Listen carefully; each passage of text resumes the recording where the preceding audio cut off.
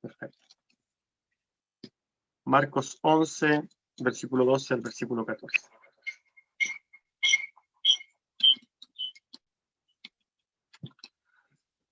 El título del sermón del día de hoy es La higuera maldecida. Si ustedes ven el texto, es bien confuso que la Biblia diga algo claramente como esto, pero vamos contextualizando para que podamos comprender de qué está hablando este pasaje. Nosotros sabemos, hermanos, que Jesús había comenzado la última semana de su ministerio terrenal. Jesús había entrado el día anterior, ¿cierto?, a Jerusalén. Jesús había llegado, ¿cierto?, el día anterior había sido recibido totalmente, de una forma totalmente pomposa, ¿cierto?, preciosa, llena de manifestaciones de amor, de bienvenida, ¿cierto?, Hosana, Hosana, Señor, ¿cierto? Pero Jesús había terminado el día llorando por la ciudad. Había terminado llorando el día por Jerusalén. A pesar de todo lo que significaba la recepción que Cristo tuvo, Jesús termina llorando. Había tenido, ¿cierto?, un recibimiento de rey, pero el corazón de aquellos hombres que estaban recibiéndole estaba muy lejos de él. Lo que le daban era solamente una adoración de labios. Esto era lo que vimos la semana pasada. Ahora bien, nosotros nos vamos a dar cuenta de que la narrativa, lo que sucede en este momento, no está ahí por casualidad. El hecho de que nosotros nos encontremos con este pasaje, que puede ser muy raro a simple vista, nos vamos a dar cuenta nosotros a través del desarrollo del sermón, que todo esto está hablando de lo mismo. Porque muchos podrían preguntarse al respecto, ¿qué tiene que ver una higuera maldecida, ¿cierto?, con la llegada de Jesús a Jerusalén? Nosotros nos vamos a dar cuenta que eso está todo relacionado. Vamos a ver y vamos a introducirnos directamente al texto para que podamos comprender qué está sucediendo acá. Versículo 12 dice: al día siguiente, cuando salieron de Betania, tuvo hambre. Nosotros recordamos que Jesús, ¿cierto?, al llegar a Jerusalén, es recibido en Jerusalén, termina llorando por la ciudad y vuelve a Betania, esto es lo que acabamos de ver en los pasajes anteriores, y esto nos relata al día siguiente. Al día siguiente, saliendo Jesús de Betania, dice que tuvo hambre. Y tuvo hambre. Lo que dice Hendrickson al respecto es que hace una observación, dice: qué intensamente humano es este Jesús, qué semejante a nosotros, aún en sentir hambre igual que nosotros. Esto habla, ¿cierto?, de la humanidad de Jesús. Y quizás nosotros no vamos a hablar de la doctrina hoy día de que Jesús es 100% hombre y 100% Dios. Lo que sí es manifiesto en el texto claramente es que Cristo fue hombre. Esto también forma parte de la humillación de Cristo. Hebreos 4:15 nos dice: porque no tenemos un sumo sacerdote que no pueda compadecerse de nuestras debilidades, sino uno que fue tentado en todo según nuestra semejanza, pero sin pecado. Jesús es 100% Dios y 100% hombre, y el texto nos muestra que Jesús tuvo hambre. La humillación de Jesús no solamente fue el hacerse hombre, sino que también padecer las cosas que nosotros padecimos, pero aún, peor aún, porque se hizo obediente, y nosotros sabemos, hermanos, que murió de una forma espantosa por nosotros. Pero el corazón del texto no está en el hecho de que Jesús tuvo hambre. El corazón del texto está en el pasaje siguiente. Versículo 13. Viendo de lejos una higuera que tenía hojas, fue a verla, fue a ver si tal vez hallaba en ella algo. Pero cuando llegó a ella, nada halló sino hojas, pues no era tiempo de higo. Vamos a explicar esto un poquito. Lo primero que nosotros podríamos pensar es que Jesús fue a ver la higuera por si había algo. ¿Acaso Jesús no era omnisciente? ¿Acaso Jesús no lo sabía todo? ¿Acaso Jesús no desnudaba el corazón de los mismos hombres que compartían con él? ¿Acaso Jesús no era Dios? Se manifiesta claramente en estos dos textos el hecho de que Jesús es hombre, es cierto, y es Dios. Pero lo que hace Jesús, a pesar de su deidad, es que Jesús no asume el hecho o no da por sentado o no actúa en el conocimiento de que en tal higuera no había frutos. Jesús sabía que no había frutos en esa higuera, pero fue igual. Nosotros nos vamos a dar cuenta de por qué lo hizo. Esta era una lección para los discípulos. Los discípulos dice que estaban viendo esta situación. Jesús dejando de lado su deidad, dejando de lado el conocimiento quizás de que efectivamente en esa higuera no había frutos, fue a verla. Fue a verla para ver si hallaba frutos en ella. Y la verdad es que no había. En esa región, en la región de Jerusalén, de Betania, ¿cierto? Camino a Jerusalén nuevamente, los higos tempranos, o más pequeños, ¿cierto? Nacen de los brotes del año anterior, comienzan a aparecer como a fines de marzo, y maduran en mayo o en junio. En otras palabras, tenía que tener frutos pequeños por lo menos en la higuera. Los higos más tardíos o los más grandes, ¿cierto? Esos salen en primavera y se recogen como en agosto, octubre. Lo que sí nosotros tenemos que tener claro es que Jesús, al acercarse a la higuera, debería haber encontrado higos tempranos o higos pequeños. Esto es lo importante del texto. Jesús debería haber encontrado en esa higuera frutos pequeños. Estos frutos pequeños empiezan a salir junto con las hojas, ¿cierto? En marzo. Y entonces, esto como fue la época digamos, de la Pascua, ¿cierto? Esto estaba aconteciendo más o menos en abril. La higuera tenía que tener frutos pequeños, pero no había nada. Era tiempo entonces de higos pequeños. El texto dice porque no era tiempo de higos, claramente, pero no era el tiempo de higos grandes, no era el tiempo de la cosecha, pero sí tenía que tener higos pequeños, ¿ya? Es por eso que Jesús se acerca a buscarlos, pero no los encuentra. Ahora, ¿qué pasa con esto? Jesús va con sus discípulos y se acerca a este higo particularmente, ¿cierto?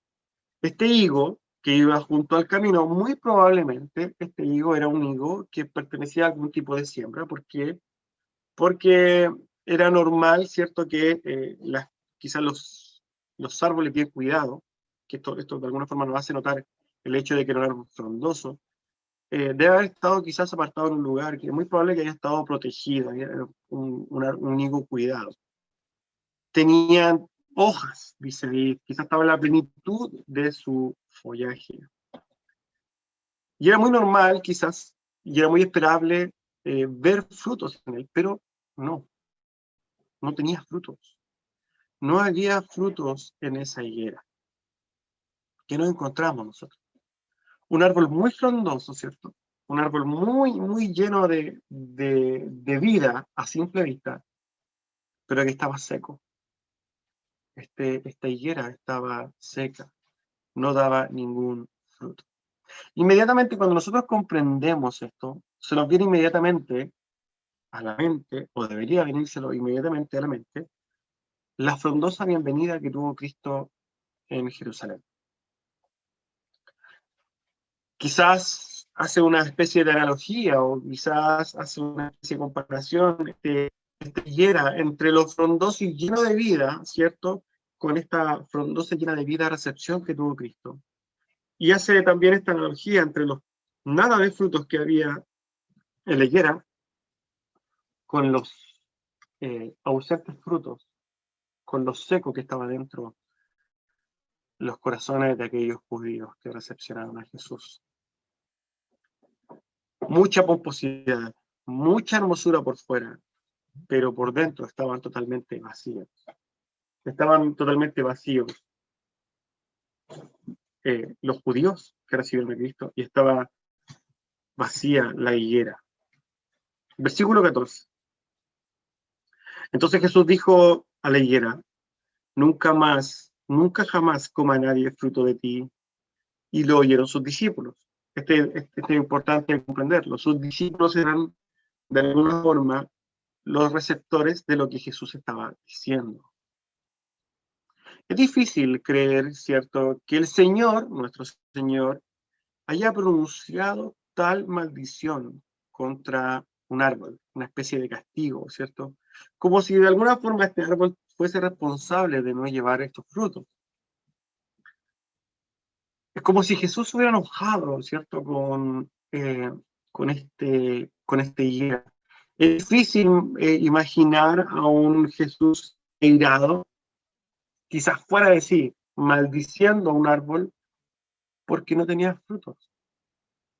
Alguien podría preguntarse al respecto, ¿ese no era el Jesús amoroso y misericordioso que narran los evangelios?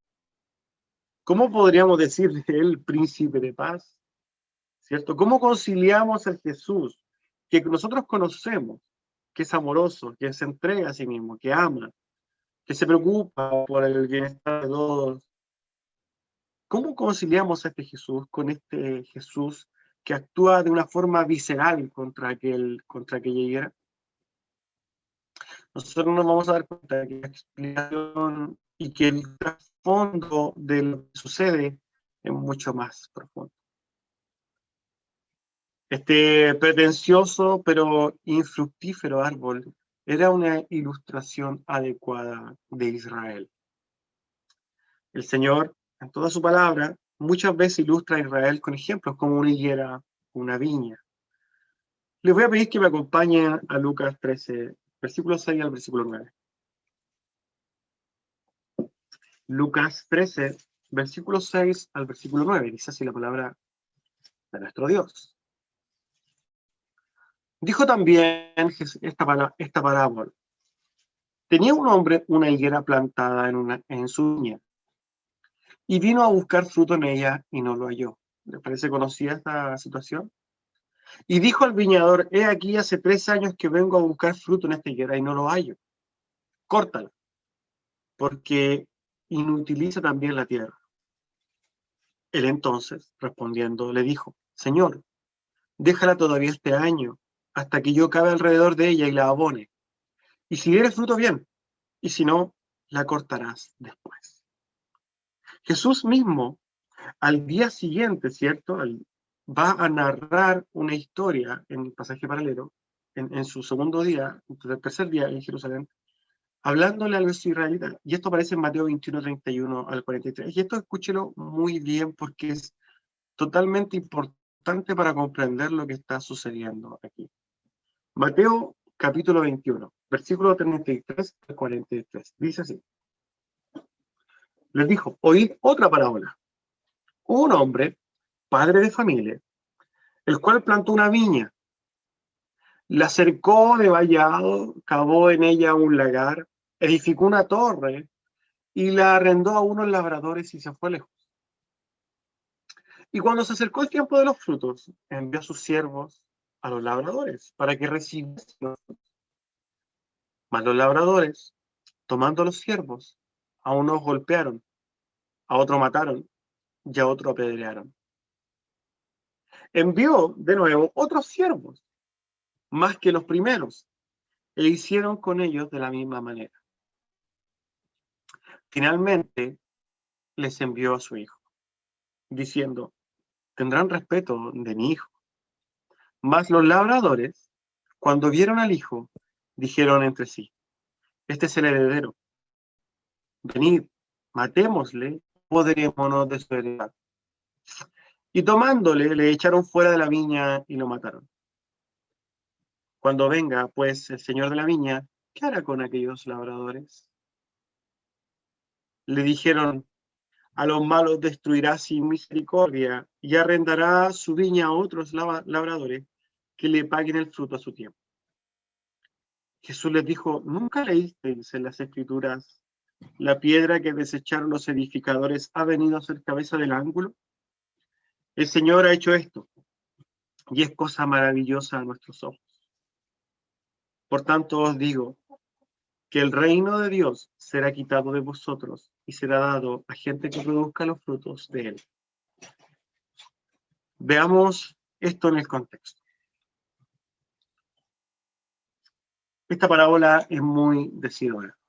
La parábola de los labradores injustos. Los labradores representan a Israel, ¿cierto? Los siervos representan a los profetas, ¿cierto? Que envió Dios durante todo el Antiguo Testamento. El hijo del dueño representa también a Cristo. Los labradores de Israel terminan matando a Cristo. Y lo que sucede es que finalmente Cristo, o Dios, el Padre, el dueño de la viña,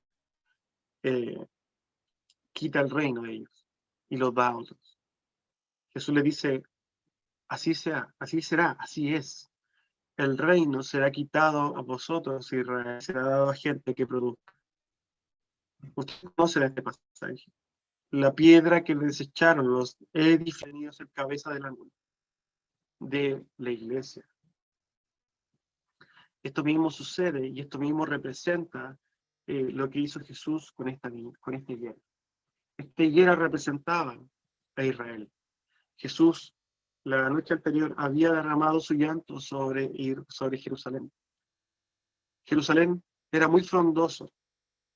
En el templo había una multitudinaria liturgia, un ritualismo ejemplar, una demostración y de devoción profunda, una religiosidad preciosa a la vista, pero era toda una farsa. No había sinceridad absoluta en Israel. Era un amor falso. Era un amor sin frutos. Cuando Cristo viene a buscar los frutos de Israel, no lo encuentra y la desecha. Cuando Cristo va a la higuera y no encuentra frutos, le dice que nunca más nadie tomará fruto de ellos. Había mucha hoja, pero nada de fruto. En Israel, mucha actividad religiosa, bulliciosa, pero nada de sinceridad, nada de amor real por Dios. Dios había terminado de quitarle el reino a Israel.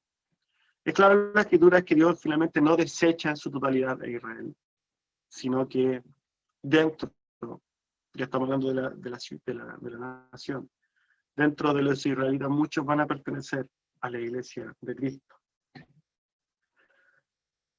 Jesús hace esta manifestación con esta higuera a modo representativo de lo que sucede con Israel. Nosotros, como iglesia, después vamos a ser en adelante, hoy día ya no somos, hablamos del pasado, pero desde ese tiempo de Cristo, podemos hablar en futuro, y vamos a ser injertados a esta nueva familia, a estos nuevos receptores del reino de Dios, la iglesia. Entre los israelitas de la nación, ¿cierto?, física y los gentiles se iba a generar un nuevo Israel, un Israel espiritual. Y nosotros fuimos entonces como iglesia injertados y hemos recibido también nosotros el reino de Dios. El pasaje 14, su segunda parte, dice que los discípulos oyeron esta maldición sobre la higuera. Ellos eran receptores de esta enseñanza del maestro. Y ellos estaban profundamente impresionados, ¿cierto? A este mismo Jesús, cuyo corazón siempre estaba compadeciéndose de la multitud, de repente lo ven maldiciendo a una higuera para que se secase. ¿Qué sucedió con esta higuera? Marcos, en unos pasajes más adelante, nos dice, pasando por la mañana, vieron que la higuera ya se había secado desde las raíces. Entonces Pedro, acercándose, le dijo, maestro, mira, la higuera que maldijiste se ha secado. Como siempre, la palabra de Jesús fueron exactas, se cumplieron a cabalidad. Lo que Jesús ordena con su boca se cumplió. La higuera estaba totalmente seca y nadie más comería de esos frutos. Esto mismo pasó con la nación de Israel. Nadie más comería del fruto de Israel. La actividad religiosa que aún se mantiene hasta el día de hoy en Israel no da frutos, no hay conversión, no está en línea con la voluntad de Dios. Los judíos, Jerusalén, desecharon a Cristo, lo rechazaron, y se les fue quitado el reino para ser dado a la iglesia. Ahora bien, esto es lo que es narrado en el texto, pero viene el momento de la exhortación a esto, porque quizás para nosotros esto tiene una preciosura en cuanto al contenido, sin duda. Es maravilloso poder ver cómo Cristo, su maestría, hace en representaciones, ¿cierto? Con diferentes cosas, en este caso con Higuera, lo que está sucediendo a nivel espiritual y totalmente macro, podríamos decir, con lo que está sucediendo en una nación, que es Israel. Es precioso verlo, pero ¿qué tiene que ver con nosotros? ¿Cómo nosotros lo aplicamos esto a nosotros? Bien, es momento que nosotros comencemos un momento de reflexión al respecto. Y comparémonos nosotros con Israel. Israel, hermanos, como nación tenía un propósito. En otras palabras, Israel tenía que dar frutos. Esa era una realidad. Israel tenía que dar frutos. ¿Cuál era el propósito de Israel como nación? Tenía muchos propósitos. Y aquí vamos a enumerar algunos. Por ejemplo, tenía que ser la luz de las naciones. Tenía que dar a conocer a Dios al mundo. Tenía que adorar a Dios genuinamente. Tenía que mantenerse santo. Tenía que mantenerse apegado a su palabra, a su ley. Y por sobre todo tenía que reconocer a Cristo cuando viniera. Pero no hizo nada de eso. En vez de ser luz de las naciones, se pervirtió siguiendo sus dioses. En vez de dar a conocer a Dios al mundo, ellos mismos se apartaron de Dios. En vez de adorar genuinamente a Dios, se volcaron a hacer ritualismos vacíos, basados en tradiciones. En vez de mantenerse santos y apegados en su ley y en su palabra, desecharon las escrituras. Siguieron tradiciones de hombres, invalidando la ley. En vez de recibir al ungido, al Cristo, lo crucificaron. Israel debería ser un instrumento precioso en las manos de Dios, pero falló. Falló rotundamente. Ahora, ¿qué queremos nosotros como iglesia? La pregunta es para nosotros, hermanos. Y quizás podemos ver a Israel de modo totalmente particular, a modo de iglesia, pero también a modo particular. Esas preguntas que nosotros tenemos que ver. ¿Acaso Dios a nosotros tampoco, o acaso a nosotros también no nos llamó Dios a hacer luz a las naciones? Como iglesia, pero a nosotros como personas. ¿No nos llamó también a nosotros ser luz en medio de la oscuridad? Y no quiero apelar a este modo antropocéntrico de ver, ¿cierto?, las escrituras como que yo tengo que brillar o ser mejor que los demás. No, nosotros no somos llamados a, digamos, reflejar a Cristo donde estamos parados en nuestro entorno. Porque Israel falló, pero ¿qué hay de nosotros? ¿No se nos encomendó a nosotros también el dar a conocer a Dios al mundo? Y más aún se nos detalló a través de la predicación del Evangelio, por ejemplo. ¿No hemos fallado nosotros también en esta tarea, al igual que Israel? Y este es un momento para que nosotros vayamos viendo y quizás vayamos nosotros masticando y analizándonos a nosotros mismos. ¿No tenemos nosotros también la misión de adorar a Dios genuinamente?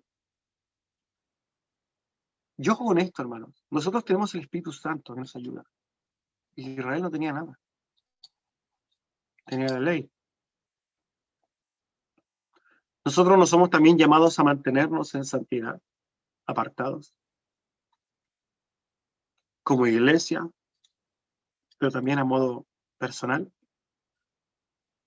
Nosotros no somos llamados, al igual que Israel, a mantenernos firmes en su palabra. Ciertamente que sí. No se nos dio a nosotros el privilegio, porque es un privilegio, hermano, servir a Dios. Labor que Israel no cumplió y por el cual fue desechada. Pensemos en esto. Nosotros cuando hablamos de Israel decimos, oye, los israelitas que eran porfiados, los israelitas que hacían esto, los israelitas. Pero con qué desfachatez nosotros nos acercamos a la Escritura y condenamos a los de la nación de Israel por sus errores continuos. Pero el tema es que nosotros, hermanos, como iglesia, teniendo la ayuda, la guía del Espíritu Santo, somos iguales muchas veces. La gran mayoría de las veces. Actuamos de la misma manera que aquellos que condenamos. La gran diferencia es que Israel tenía una misión, ¿cierto? Tenía que de alguna forma sostener a través de las obras, de su conducta, de la obediencia, un estatus, una condición.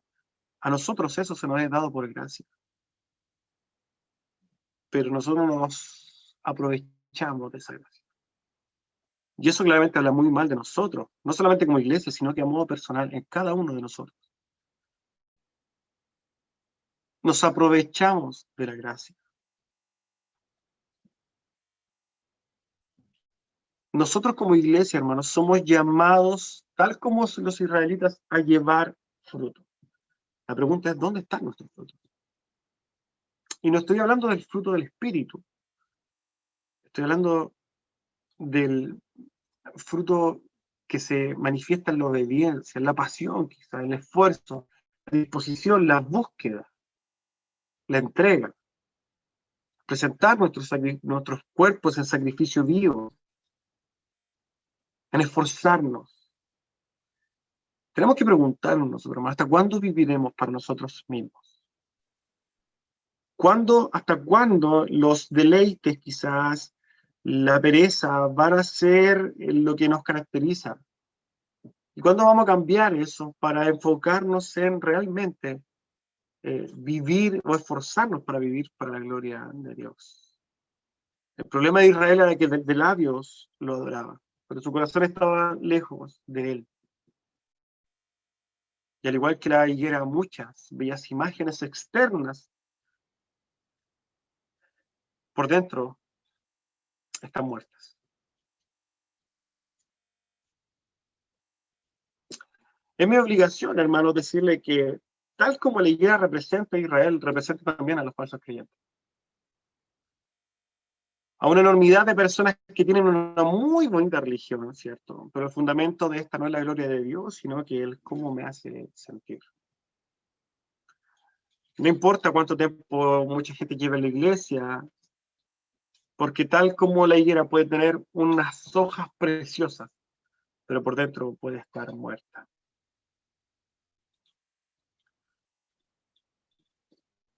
La higuera, hermanos, que Cristo maldijo, proyectaba una salud preciosa.